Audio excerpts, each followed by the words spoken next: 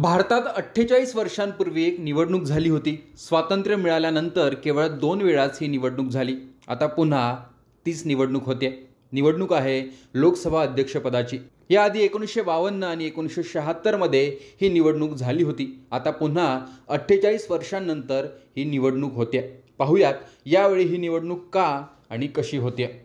तर केंद्रात पुन्हा एनडीएची सत्ता आली आहे आणि नरेंद्र मोदी पंतप्रधान झाले।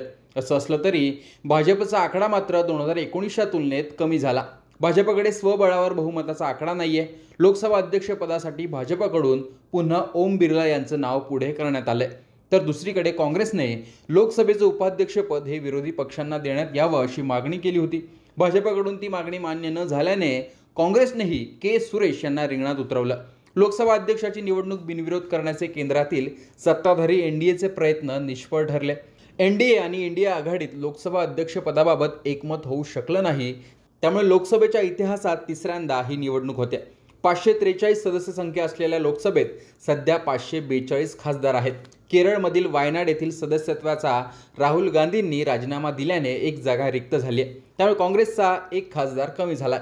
लोकसभेमध्ये सत्ताधारी एनडीएकडे 293 सदस्यांसह स्पष्ट बहुमत आहे, तर इंडिया आघाडीकडे 233 खासदार आहेत। त्याशिवाय कुठल्याही आघाडीत सहभागी नसलेल्या सदस्यांची संख्या आहे 16। आता तटस्थ असलेल्या या सर्व खासदारांनी इंडिया आघाडीला पाठिंबा दिला तर इंडियाचा आकडा हा 249 पर्यंतच पोहोचू शकतो। मात्र विजय होण्यासाठी 271 खासदारांच्या पाठिंब्याची आवश्यकता असेल।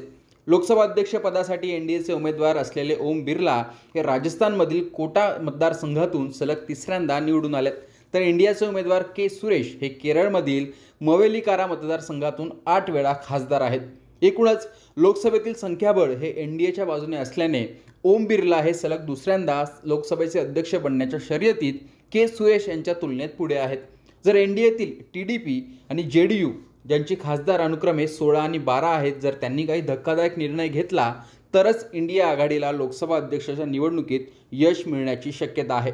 मात्र या दोन्ही पक्षप्रमुखांनी भाजपच्या ओम बिर्ला यांना पाठिंबा देण्याचा निर्णय घेतला आहे। उमेदवारांच्या निवड प्रक्रियेत सहभागी करून न घेतल्याने ममता बॅनर्जी दुसरीकडे नाराज आहेत। अशा परिस्थितीत ममता बॅनर्जी यांच्या तृणमूल काँग्रेस पक्षाचे 29 खासदार मतदानात सहभागी होतात की नाही ते पाहणंही महत्त्वाचं असणार आणि जर ते झाले नाही तर इंडियाचं संख्याबळ हे 204 पर्यंत खाली येऊ शकतं। त्यामुळे उद्या होणाऱ्या लोकसभा अध्यक्षपदाच्या निवडणुकीत आकड्यांचा खेळ कसा खेळला जातो, खासदारांची काही मतं फुटतात का, काँग्रेसला एनडीएची काही मतं फोडण्यास यश येतं का आणि मतांचं गणित चुकलं तर भाजपला आणि एनडीएला भविष्यात फटका बसू शकतो का, त्याकडे देशाचं लक्ष लागलेलं आहे। आणि राहुल गांधी यांनी हा जो काही डाव टाकलाय त्यात त्यांना काहीसं यश मिळतं का याकडे देखील देशाचं लक्ष आहे। एकूणच या निवडणुकीविषयी तुमचं मत कमेंट बॉक्समध्ये सांगा। लोकमतचं यूट्यूब चॅनल सबस्क्राईब केलं नसेल तर आठवणीने सबस्क्राईब करा।